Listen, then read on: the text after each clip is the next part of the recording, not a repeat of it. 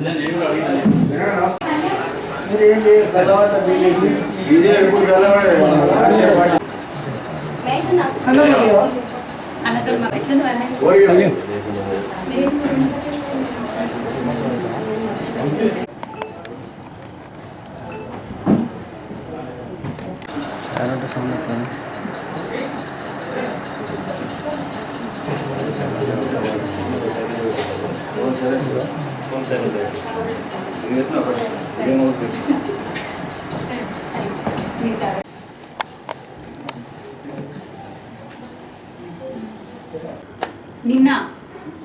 పెద్దలు జీవన్ రెడ్డి గారు రాహుల్ గాంధీ గారిని వారి యువ నాయకులు వారి అధినాయకులు అయినటువంటి రాహుల్ గాంధీ గారిని వెనకేసుకొస్తూ, ఎందుకంటే వారు మాట్లాడిందే రాక 10 సంవత్సరాల తర్వాత ఒక ప్రతిపక్ష హోదా వచ్చింది పార్లమెంట్లో, ఒక మంచి అంశాన్ని ఎంచుకొని మాట్లాడేది ఉండే, అభివృద్ధి గురించో ప్రజల సంక్షేమం గురించి మాట్లాడేది ఉండే.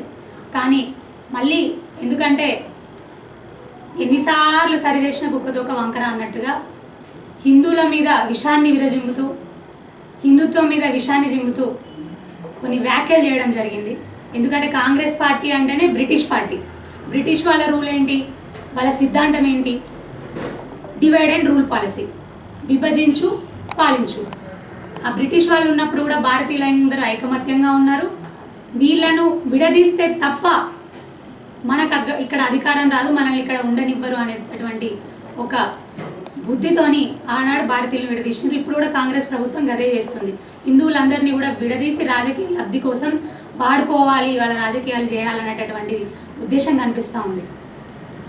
ఎందుకంటే మీరు ఎప్పుడూ కూడా రాముడిని తలుచుకొని వాళ్ళు హిందువులమని వాళ్ళకే గుర్తులేనటువంటి రాహుల్ గాంధీ గారు కానివ్వండి, ఇక్కడ ఉన్నటువంటి నాయకులు కానివ్వండి, కాంగ్రెస్ నాయకులు కానివ్వండి, ఆ రాహుల్ గాంధీ గారు కానివ్వండి, ఎవరైనా కానివ్వండి, మొన్న జరిగినటువంటి పార్లమెంట్ ఎలక్షన్లు, అంతకుముందు జరిగినటువంటి సార్వత్రిక ఎలక్షన్లలో రాముడి గురించి మాట్లాడినరు, హిందువుల గురించి పట్టించుకున్నారు, హిందువుల గురించి మాట్లాడినరు, బొట్లు పెట్టుకొని తిరిగినరు, మేము కూడా హిందువులమే అని మాట్లాడినరు, హిందువుల గురించి పట్టించుకుంటాము అని మాట్లాడినరు. అంటే అది బీజేపీ పార్టీ ఘనత మాత్రమే, అది బీజేపీ పార్టీ వల్ల మాత్రమే. ఈరోజు వచ్చి ఏం చెప్తా ఉన్నారు, కేవలం శివుణ్ణి పూజించే వాళ్ళు ఒక సైడు, రాముణ్ణి పూజించే వాళ్ళు ఒక సైడు, కృష్ణుని పూజించే వాళ్ళు ఒక సైడు ఉండే విధానం ఉండాలి అన్నట్టుగా, విభజించాలి హిందువులు అన్నట్టుగా వాళ్ళు పార్లమెంట్లో వ్యాఖ్యలు చేయడం జరిగింది. దాన్ని పెద్దలు జీవన్ రెడ్డి అంకుల్ గారు నిన్న పెట్టినటువంటి ప్రెస్ మీట్లో వీరు కూడా దాన్ని ఆమోదిస్తున్నట్టు, దానికి వత్తాసు పాడుతున్నట్టు నిన్న వాళ్ళు పెట్టినటువంటి మీడియా సమావేశం అదే చెప్తా ఉంది. వారు మాట్లాడిన పద్ధతి అదే బలపరుస్తూ ఉంది. రాహుల్ గాంధీ గారు ఏ విధంగా అయితే హిందువుల మీద విషం జిమ్ముతున్నారు, ఏ విధంగా అయితే హిందూ మతం మీద విషం జిమ్ముతున్నారో అది కనిపిస్తూనే ఉంది. భారతీయ జనతా పార్టీ ఏం చేస్తూ ఉందంటే హిందువులకు కూడా సమన్యాయం దక్కాలి, సంస్కృతి సాంప్రదాయాలు అనేది పాటించాలి, మన సనాతన ధర్మం అనేది నిలవాలి అనేటటువంటి ఉద్దేశంతో ఉంది తప్ప మీలాగా ఓట్ల కోసం కేవలం ఒకే వర్గానికి కొమ్ము కాస్తూ ఒక వర్గం ఓట్ల కోసం పెద్దలు జీవన్ రెడ్డి గారు ఏం చేసిండ్రు, మీరు నిజామాబాద్ పార్లమెంట్లో మొన్న అందుకే కదా ఎంపీగా నిలుచున్నారు, కేవలం 3 లక్షల చిల్లర ఒక వర్గం ఓట్లు ఉన్నాయనే కదా ఇక్కడ హైయెస్ట్ ఓట్లు ఉన్నాయని నిలుచున్నారు. మరి మీకు ఎక్కువ పట్టున్నటువంటి కరీంనగర్ పార్లమెంట్కి ఎందుకు వెళ్ళలేకపోయినా, ఎందుకు వెళ్ళలేదు అసలు? అంటే ఒక వర్గం ఓట్లు అధికంగా ఇక్కడ ఉన్నాయి, అవి మీకు దక్కుతాయనే కదా. మరి నేనేం మాట్లాడింది మీరు పత్రికా సమావేశంలో, మీడియా సమావేశంలో? మీ రాహుల్ గాంధీ గారికి వత్తాసు పలుకుతూ మాట్లాడినారు. హిందూ సమాజం మీద, హిందుత్వం మీద ఉన్నటువంటి మీరు విషం కక్కేటటువంటి మీ నేచర్, మీ మనస్తత్వం ఏదైతే ఉందో మళ్ళీ ఒకసారి బయటపడింది. కానీ ఒక విషయంలో మాత్రం నిజంగా బాధ కలిగిస్తూ ఉంది. ఎందుకంటే మీరు 40 సంవత్సరాలు కష్టపడి మీ పార్టీ కాంగ్రెస్ పార్టీ ఎలా ఉన్నా కూడా కార్యకర్తల్ని కాపాడుకుంటూ, ఇక్కడ మీ పార్టీని కాపాడుకుంటూ ఒక మంచి పుట్టను కట్టుకునే ఉంటే, ఒక మంచి పుట్టను నిర్మించుకుంటే ఉంటే, ఒక విషసర్పం అందులోకి వచ్చి దూరింది చెప్పకుండా చేయకుండా అర్ధరాత్రి దొంగలాగా. కనీస మర్యాద. ఎవరన్నా మనం ఇంట్లో ఉన్నప్పుడు పెద్దవాళ్ళని గౌరవించుకోవడం, ఆ ఇంట్లో పెద్దవాళ్ళని గౌరవించుకోవడం మర్యాద. కానీ ఇక్కడ ఏం జరుగుతుంది, ఇంట్లో ఉన్నటువంటి పెద్దవాళ్ళని మాకెందుకు పనికిరాని ముసలి వాళ్ళు అన్నట్టు బయట వారేసిన పరిస్థితి కనిపిస్తూ ఉంది. గతంలో ఆయన ఏం చేసిండో పెద్ద మనిషి, ఇప్పుడున్నటువంటి విషసర్పం గతంలో కూడా ఇట్లనే తెలంగాణ ఉద్యమకారులంతా కూడా ఏకమై, పెద్ద పెద్ద మనుషులందరూ ఉద్యమకారులందరూ కూడా ఏకమై, తెలంగాణ స్వరాష్ట్ర సాధన కోసం కొట్లాడిన ఉద్యమకారులందరూ ఏకమై జగిత్యాల్లో ఒక పార్టీని బలపరుస్తూ, అప్పుడున్న టీఆర్ఎస్ ఇప్పుడున్న బీఆర్ఎస్ పార్టీని బలపరుస్తూ ఒక మంచి సామ్రాజ్యాన్ని, ఒక పుట్టను కట్టుకొని పెట్టుకున్నారు. అప్పుడు కూడా ఈయన పోయి అందులో విషసర్పంలాగా దూరి ఆ పుట్టనంతా చిన్న భిన్నం చేసి ఆ కార్యకర్తలను, ఆ ఉద్యమకారులు, అసలైన ఉద్యమకారులు అందరినీ కూడా ఎటు కాని పరిస్థితి చేసి, ఎటు విలువ దక్కని పరిస్థితి చేసి, ఈ రోజున పార్టీకి అవసరం ఉంది, నాయకుల అవసరం ఉంది. ఈరోజు పార్టీ అధికారంలో లేదు. ఆ టీఆర్ఎస్ పార్టీ, బీఆర్ఎస్ పార్టీ ఈ రోజున రాష్ట్రంలో అధికారంలో లేదు. మరి జగిత్యాల్లో ఒక నాయకుల అవసరం ఉంది ఆ పార్టీకి అనే టైంలో కార్యకర్తలను విస్మరించి, కార్యకర్తలను పక్కకు పెట్టి, కార్యకర్తలకు అండగా ఉండాల్సిన టైంలో పక్కకు పెట్టి, పార్టీకి అండగా ఉండాల్సిన టైంలో పార్టీని పక్కకు పెట్టి, ఎవ్వరికి చెప్పకుండా ఒక దొంగలాగా అర్ధరాత్రి దొంగరాత్రి పోయి ఆ పార్టీలో జాయిన్ అయ్యిండు. అసలు కొంచెమన్నా ఉండాలి.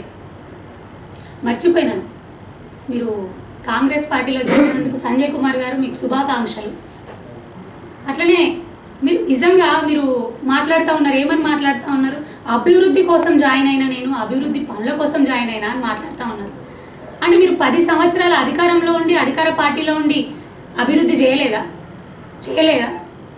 జగిత్యాల నియోజకవర్గానికి కానీ, జగిత్యాల ప్రజల కోసం కానీ ఎలాంటి అభివృద్ధి మీరు చేయలేదా? మీరు చేసిన అభివృద్ధి, మీరు చెప్పుకుంటున్న అభివృద్ధి ఏవైతే ఉన్నాయో, పార్కులు ఉన్నాయి, క్రీడా మైదానాలు ఉన్నాయి, కరెక్ట్ అని చెప్తా ఉన్నాడు, కలెక్టరేట్ కట్టినని చెప్తున్నా ఉన్నాడు, మెడికల్ కాలేజ్ వచ్చినని చెప్తా ఉన్నాడు. అవి ఏవైతే ఉన్నాయో ఆ సంబంధిత కేంద్ర ప్రభుత్వ నిధులు 80% ఉన్నాయి, రాష్ట్ర ప్రభుత్వ నిధులు 20% ఉన్నాయి. ఆ ప్రభుత్వాల ఆదేశాల మేరకు, ఆ గైడ్లైన్స్ మేరకు ఇక్కడికి వచ్చిన నిధులే, రాష్ట్రంలో అన్ని జిల్లాలతో పాటుగా ఇక్కడికి వచ్చిన నిధులే తప్ప మీరు పెద్దగా చేసింది ఏమీ లేదు. జగిత్యాల నియోజకవర్గానికి మీరు స్పెషల్గా ఏదైనా మార్క్ క్రియేట్ చేసుకున్నారా చెప్పండి. నేను చైర్పర్సన్గా ఉన్నప్పుడు గెజిట్ పాస్ చేసి 50 రోడ్ని 100 ఫీట్లకు చేసినాం. రాజపత్రం గెజిట్ కూడా పాస్ అయి బయటికి వచ్చేసింది. మరి అది బయటికి వచ్చిన తర్వాత కూడా మీరు 50 రోడ్డు విస్తరణ ఎందుకు చేయలేకపోయినరు? ఓ ఎమ్మెల్యేగా ఉన్నారా, పదవిలో ఉన్నారు కదా, మీరు ఎందుకు చేయలేకపోయినరు? నిజంగా అది మీరు చేసి ఉంటే మీకు ఈరోజు మార్క్ వచ్చేది. అది మీరు చేసిన అసలైన అభివృద్ధి అయి ఉండేది. కేవలం మీ మిత్రుల ఇల్లులు ఉన్నాయి, అవి కాపాడుకోవాలనే కదా. ఇటు పార్టీలో జాయిన్ అయిందేమో అభివృద్ధి కోసం కాదు, అధికారం కోసం, కాంట్రాక్ట్ల కోసం, డబ్బు కోసం, ధనలాభం కోసం. పార్టీని మీకు 3 సార్లు మీ మీద నమ్మకంతో నమ్మి టికెట్ ఇచ్చిన పార్టీని, మీకు అండగా ఉన్నటువంటి కార్యకర్తల్ని అందరినీ విస్మరించి, మీ బంధువుల కోసం, మీ కాంట్రాక్ట్ల కోసం 6 నెలలు అధికారం లేకపోతే ఉండలేకపోయాడు. కొట్టుకున్నాడు కావచ్చు పాపం, అధికారం లేదు అని. అధికారం కోసం, డబ్బు కోసం, మీ కాంట్రాక్ట్ బిల్లుల కోసం పార్టీలో జాయిన్ అయినా, వేరే పార్టీలకు పోయి. అసలు అభివృద్ధి గురించి మాట్లాడే అర్హత మీకు లేదు. అసలు ఆ పేరెత్తే అర్హత మీకు లేదు. 50 రోడ్డు మీరు చెప్తా ఉన్నారు, సరే డబుల్ బెడ్రూమ్ ఇళ్ళ గురించి మీరు మాట్లాడుతున్నారు. డబుల్ బెడ్రూమ్ ఇళ్ళ కోసం నేను జాయిన్ అయినా అని. మరి డబుల్ బెడ్రూమ్ ఇళ్ళ కోసం మీరు జాయిన్ అయినా అని అన్నప్పుడు 2018లో ఎప్పుడో ముగ్గు వస్తుంది. అది ఇన్ని సంవత్సరాలు అవుతుంది. కనీసం అవి ఇచ్చి కూడా అంతెందుకు, సరే అప్పుడు ఇచ్చిన పక్కకు పెట్టండి. మొన్నటికి మొన్న 1400, 1600 ఇల్లు ఇచ్చి క్యాన్సిల్ చేసిండు. అప్పుడు మీరు ఏం చేసిండు? ఆ ప్రజలకు ఏమని సమాధానం చెప్తారు? ఇప్పటికి కూడా మీటర్ల కోసం చెప్పులు అరిగేలాగా తిరుగుతున్నారు అక్కడ ఉన్నటువంటి ప్రజలు. వాళ్ళకి ఏం సమాధానం చెప్తారు మీరు? 10 సంవత్సరాల్లో మీరు చేయలేకపోయింది ఇప్పుడు చేస్తా అని చెప్తున్నారు. డబుల్ బెడ్రూమ్ ఇళ్ళ కోసమే పోయినా అని చెప్తున్నారు. సరే మీరు 20,000 మంది జనాభా అక్కడ పోయి నివసిస్తారు, వారి గురించి మాట్లాడుతున్నారు, ఓకే. కానీ అభివృద్ధి అంటే కేవలం డబుల్ బెడ్రూమ్ ఇల్లు మాత్రమే కాకుండా ఇంకా చాలా అభివృద్ధి ఉంది. లక్షల మంది రోజు నడిచేటటువంటి 50 రోడ్డు ఉంది. 50 రోడ్డు మీద మీ స్టాండ్ ఏంటి? బీజేపీ పార్టీ 50 రోడ్డు ఎక్స్టెన్షన్కి కట్టుబడి ఉంది. అక్కడ నా కుటుంబ సభ్యుల ఇల్లుంది. నేను చెప్తా ఉన్నాను, మీరు ఫండ్స్ తీసుకోండి, రేవంత్ రెడ్డి గారిని అడిగి ఫండ్ తీసుకొని రండి. ముందుగా మా ఇల్లులో మేము కూడగొట్టించుకుంటాం. నేను చెప్తా ఉన్నాను, మీడియా ముఖంగా ప్రజలందరి చూస్తూ ఉన్నారు కదా, నియోజకవర్గ ప్రజలందరూ చూస్తూ ఉన్నారు కదా. నేను చెప్తా ఉన్నా, మా భారతీయ జనతా పార్టీ అంత సంపూర్ణ మద్దతు ఇస్తుంది. ముందుగా కుటుంబ సభ్యులు మా ఇల్లు అక్కడ ఉంది, అదే నేను కూలగొట్టుకుంటాను నేను చెప్తా ఉన్నా. తీసుకురండి చూద్దాం, తీసుకురండి. ఎవరు ఎక్స్టెన్షన్ చేయండి, లక్షల మందికి ఉపయోగపడేటటువంటిది అది చేయండి. ఏం చేస్తూ ఉన్నారు? ఇప్పుడు పార్టీలకు వచ్చి పాపం పెద్ద మనుషులను చూడకుండా అగౌరవపరుస్తూ ప్రజాస్వామ్యబద్ధంగా ప్రజలు నమ్మి మీకు ఓటేస్తే ఆ తీర్పుని శిరస వహించకుండా ఆ తీర్పుని పక్కకు పెట్టి అగౌరవపరిచి పార్టీలో జాయిన్ అయ్యారు. ఒకరోజు మీరు ఒక మాట అన్నారు, మీకు గుర్తుందో లేదో, బీఆర్ఎస్ కండువా కప్పుకొని కండువాని చూపిస్తూ ఈ కండువాని చూసి కాదు నా కోట్లేసి గెలిపించింది, నా ముఖం చూసి నన్ను గెలిపించిండ్రు అని ఒకరోజు మీరు ప్రగల్భాలు పలికిండ్రు. నిజంగా మీకు దమ్ము ఉంటే, ఆ ధైర్యం ఉంటే మిస్టర్ సంజయ్ కుమార్ నేను సవాల్ చేస్తున్నా, చేయి, రాజీనామా చేయి. ప్రజల తీర్పుని అగౌరవపరిచినావు, ప్రజాస్వామ్యాన్ని అగౌరవపరిచినావు, నీ పార్టీని, నిన్ను నమ్ముకున్న పార్టీని అగౌరవపరిచినావు, నీ కార్యకర్తల్ని, టీఆర్ఎస్ కార్యకర్తలను అగౌరవపరిచినావు. దమ్ముంటే నువ్వు రాజీనామా చేసి బయటికి రా. ప్రజాస్వామ్యంలో ప్రజల కోర్టులో తేల్చుకుందాం అన్నావు కదా ఆ రోజున, నన్ను చూసి ఓట్లేసిండ్రు అని. రా, నువ్వు ఏ పార్టీ నుంచి టికెట్ బీఫామ్ తెచ్చుకొని రా, చూసుకుందాం, ప్రజలలో తేల్చుకుందాం ఎవరు గెలుస్తారు ఎవరు నిలుస్తారు అని. కనీసం నువ్వు ఉన్న పార్టీలో మహిళా ప్రజాప్రతినిధుల్ని నువ్వు ఓర్వలేకపోయినావు, ఎదగలేకపోయినావు, ఉండనీయలేకపోయినావు.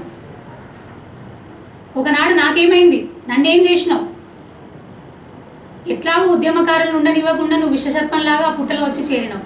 కనీసం మహిళా ప్రజాప్రతినిధుల్ని, అక్కడ ఉన్నటువంటి నాయకుల్ని, కార్యకర్తల్ని కూడా ఉండనీయలేదు కదా, ఎదగనీయలేదు కదా నువ్వు. మొన్నటికి మొన్న ఒక ఆడబిడ్డ స్టేజ్ మీద ఈ విషయాన్ని చెప్పింది, ఒక ప్రజాప్రతినిధి ఓర్వలేకపోయాను నన్ను అని. దేనికి తార్కాణం ఇది? కనీసం ఆ పార్టీలోకి పోయినావు, కాంగ్రెస్ పార్టీలోకి, అక్కడ మహిళా ప్రజాప్రతినిధులను పక్కకు పెట్టండి, అసలు ఉన్న పెద్ద మనుషులనే దేకుతలేవు కదా, నెగలిస్తలేవు కదా నువ్వు. వాళ్ళ ఉనికినే ప్రశ్నార్థకం చేసినావు కదా. ఏం చెప్తావు సంజయ్ కుమార్? ఇంకా పైగా బెదిరిస్తున్నాడంట కార్యకర్తలందరినీ, కాంగ్రెస్ కార్యకర్తలందరి కార్యకర్తలు. నీకు ఈ వ్యాపారాలు ఉన్నాయి, నువ్వు అవి ఉన్నాయి, నీకు ఇవి ఉన్నాయి, జాగ్రత్త, నాతో ఉండకపోతే మాత్రం నీ సంగతి చూస్తాను. ఇంత దారుణమైన రాజకీయాలు ఎందుకు? కేవలం రాజకీయాలు చేసేది ఎలక్షన్ టైంలో మాత్రమే. ఎలక్షన్లు అయిపోయినాయంటే ప్రజల కోసం, అభివృద్ధి కోసం, సంక్షేమం కోసం కలిసికట్టుగా అందరూ పనిచేయాల్సిన పరిస్థితి కనబడాలి. కానీ ఈ రోజున జగిత్యాల నియోజకవర్గంలో ఏ పరిస్థితి కనిపిస్తూ ఉంది అంటే, అధికారం కోసం, మాట నెగ్గడం కోసం, కేవలం వాళ్ళ మాట నెగ్గడం కోసం ఎక్కడికక్కడ కార్యకర్తల్ని, ప్రజల్ని, అభివృద్ధిని విస్మరించి పనంగా పెట్టి వాళ్ళు కొట్టుకునే పరిస్థితి కనిపిస్తూ ఉంది. నిజంగా ఇది చాలా బాధాకరం. ప్రజలందరూ కూడా దీన్ని గమనిస్తూ ఉన్నారు.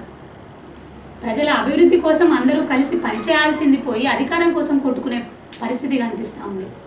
కేవలం సంజయ్ కుమార్ గారు ఈ రోజున టీఆర్ఎస్ పార్టీ వీడి కాంగ్రెస్ పార్టీలో జాయిన్ అయ్యిండు అంటే అధికారం, కాంట్రాక్ట్లు, డబ్బు కోసం మాత్రమే కాదు. మీకు అందరికీ తెలియని ఇంకో కోణం ఉంది. ఫోన్ ట్యాపింగ్ ఇష్యూలో ఉన్నటువంటి ప్రధాన సూత్రధారులు, నిందితులు ఎవరైతే ఉన్నారో సంజయ్ కుమార్ బంధువులు స్వయం. ఈ విషయాన్ని మునుగోడు ఎలక్షన్ టైంలో మాకెవరికి తెలియదు, వారే చెప్పడం జరిగింది అందరికీ. ప్రముఖ పాత్ర ఈయనది కూడా ఉంటుంది. ఎమ్మెల్యే ఎలక్షన్స్ జరిగినప్పుడు మేము ఎక్కడికి వెళ్తే అక్కడికి మేము వెళ్ళొచ్చినామో లేదో, మేము ఫోన్లు చేసినామో లేదో, క్షణాలలో అక్కడికి పోలీసులు రావడము, లేకపోతే క్షణాలలో ఈయన పోయి ఉండడము, ఈయన ముఖ్య అనుచరులు పోయి అక్కడికి వెళ్ళి ఉండడము, బెదిరించడము, ఇలాంటి పరిస్థితులు కనిపించినాయి. ఎక్కడికక్కడ కూడా మమ్మల్ని తిరగనియని పరిస్థితి కనిపించినాయి. నేను ఎక్కడికైనా ఊరు వెళ్తున్నానంటే నాకంటే ముందుగా అక్కడికి వెళ్ళి ఉండడం, ఎవరైనా ముఖ్య నాయకుల్ని కలుస్తున్నానంటే నాకంటే ముందుగా వెళ్ళి అక్కడ ఆ ఇళ్లలో పోయి కూర్చొని వాళ్ళని బెదిరించడం, ఇవన్నీ కనిపించినాయి. నేను ఎదుర్కొన్నాను. ఎక్కడి వరకు వెళ్ళింది అంటే, మా పార్టీ పెద్ద మనుషులే నాకు ఫోన్ చేసి కొద్ది రోజులు మీరు ఫోన్కి దూరంగా ఉండండి, ఫోన్ ఎక్కువ వాడకండి అనే పరిస్థితి కనిపించింది నాకు. కేవలం ఈ ఫోన్ ట్యాపింగ్ ఇష్యూకి దీంట్లో ఉన్నటువంటి నిందితులు ఎవరైతే ఉన్నారో బయటికి రాకుండా ఈ ఎమ్మెల్యేల జాయినింగ్లో ఉదంతం మీద అది కూడా ఒక పెద్ద కారణం ఉంది. సంజయ్ కుమార్ అయితే అది కూడా ఒక కారణం, ఒక కోణం. ఎందుకు దాన్ని సిబిఐకి అప్పగించడం లేదు? మేము బీజేపీ పార్టీ తరఫున మిమ్మల్ని డిమాండ్ చేస్తూ ఉన్నాం, రాష్ట్ర ప్రభుత్వాన్ని డిమాండ్ చేస్తూ ఉన్నాం. ఫోన్ ట్యాపింగ్ ఇష్యూలో చాలా దారుణాలు జరిగాయి, అన్యాయాలు జరిగాయి. ఖచ్చితంగా మేము వెంటనే డిమాండ్ చేస్తూ ఉన్నాం. ఆ ఫోన్ ట్యాపింగ్ కేసులో ఉన్నట్టు కేసుని ఇమీడియట్గా సిబిఐకి అప్పగించాలి, సమగ్ర విచారణ జరిపించాలి. అందులో ఎమ్మెల్యే సంజయ్ కుమార్ ఖచ్చితంగా విచారణ జరగాలి. వారి మీద కూడా ప్రధాన పాత్ర వారిది ఉంటుంది. దాని నుంచి తప్పించుకోవడం కోసం కూడా ఈ రోజున ఎవరికి చెప్పకుండా వెళ్ళి కాంగ్రెస్ పార్టీలో జాయిన్ అయ్యింది. ఖచ్చితంగా విచారణ జరగాలి, సిబిఐ విచారణ జరగాలి, నిందితులకు తగిన శిక్ష పడాలి. అదేవిధంగా మరొక చిన్న విన్నపం చేసుకుంటా ఉన్నాను. ఇటు కాంగ్రెస్ పార్టీ నుంచి కానీ టీఆర్ఎస్ పార్టీ నుంచి కానీ సెకండ్ గ్రేడ్ కార్యకర్తలు ఎవరైతే ఉన్నారో, నేను కూడా ఒక సెకండ్ గ్రేడ్ కార్యకర్తగా వచ్చిందని, ఒక కౌన్సిలర్గా గెలిచి ఒక చైర్పర్సన్ అయ్యి ఒక ఎమ్మెల్యేగా కంటెస్ట్ చేసిన, రాత్రికి రాత్రి ఏదో వచ్చి ఎమ్మెల్యే టికెట్ తీసుకొని ముందు నిలిచిన దాన్ని కాదు. అక్కడి నుంచి కింది స్థాయి నుంచే వచ్చినాను. ఆ బాధలేంటో ఆ కష్టాలేంటో నాకు కూడా తెలుసు. అవన్నీ ఎటు కాని పరిస్థితి కనిపిస్తూ ఉంది. ముఖ్యంగా జీవన్ రెడ్డి గారి వైపు ఉన్నటువంటి కార్యకర్తలందరికీ కూడా నేను విన్నపం చేస్తూ ఉన్నాను. మిమ్మల్ని ఎటు నెగలనియని పరిస్థితి, ఎటు అలపని సలపని పరిస్థితి కనిపిస్తూ ఉంది. ఎక్కడికక్కడ కూడా అధికారం కోసం కొట్లాటలు నడుస్తూ ఉన్నాయి. ఏ దిక్కు తోచని పరిస్థితి మీకుంది. నేను మీ స్టేజ్ నుంచి వచ్చిన దాన్ని, అక్కడి నుంచి వచ్చిన దాన్ని, ఆ బాధలు తెలిసిన దాన్ని. రండి కలిసి నడుద్దాం. ప్రజల సంక్షేమం కోసం, అభివృద్ధి కోసం మనం పనిచేద్దాం. మనల్ని ఎదగనిచ్చే పరిస్థితి అక్కడ లేదు, మిమ్మల్ని ఎదగనిచ్చే పరిస్థితి అక్కడ కనిపించడం లేదు. ఇటు సైడ్ అయినా మనం అందరము కలిసి ఎదుగుదాం. ప్రజల అభివృద్ధి కోసం, సంక్షేమం కోసం కలిసి పాటుపడదాం. ఎందుకంటే అంతిమ లక్ష్యం అదే. కాబట్టి మీ అందరికీ కూడా భారతీయ జనతా పార్టీ తలుపులు ఎప్పుడు తెరిచే ఉంటాయి. మీ అందరికీ అండగా ఉండడం కోసం మేము ఉంటాం. ఎందుకంటే బీజేపీ పార్టీ ఒకనాడు నేను అన్యాయానికి గురైనప్పుడు నన్ను ఆదరించి హక్కున చేర్చుకొని ఈ స్థాయిలో కూర్చోబెట్టింది. తప్పకుండా బీజేపీ పార్టీ మీ అందరికీ కూడా తలుపులు తెరిచి ఉంచుతుంది. అందరము కలిసి ఎదుగుదాము, అందరము కలిసి ప్రజలకు అండగా ఉందామని మరొక్కసారి తెలియజేస్తూ, ప్రజలందరూ కూడా గమనిస్తూ ఉన్నారు. ప్రజల తీర్పు అనేది కూడా ఖచ్చితంగా నాయకులు గౌరవించాల్సిన అవసరం ఉంది. ప్రజాస్వామ్యబద్ధంగా ఉన్నాము. ప్రజల సంక్షేమానికి, అభివృద్ధికి కట్టుబడి ఉంటాము. నేను కానివ్వండి, మా భారతీయ జనతా పార్టీ కానివ్వండి, అది శిరస వహిస్తుంది ఎప్పటికీ కూడా. ప్రజల ఆశీర్వాదం కోసం నేను ఇప్పటికీ ఉన్నాను. నా కార్యకర్తల కోసం ఉన్నాను, నా ప్రజల కోసం పనిచేస్తూనే ఉన్నాను. అది కానీ ఇట్లాంటి చిల్లర రాజకీయాలు చేయొద్దని మరొకసారి ఆ పెద్ద మనిషిని కోరుకుంటూ, ప్రజలందరూ కూడా దయచేసి ఇవన్నీ కూడా గమనించగలరని కోరుకుంటా ఉన్నాను. ఈ సమావేశానికి విచ్చేసినటువంటి పాత్రికేయ సోదరులకు అందరికీ కూడా మరొక్కసారి హృదయపూర్వక ధన్యవాదాలు.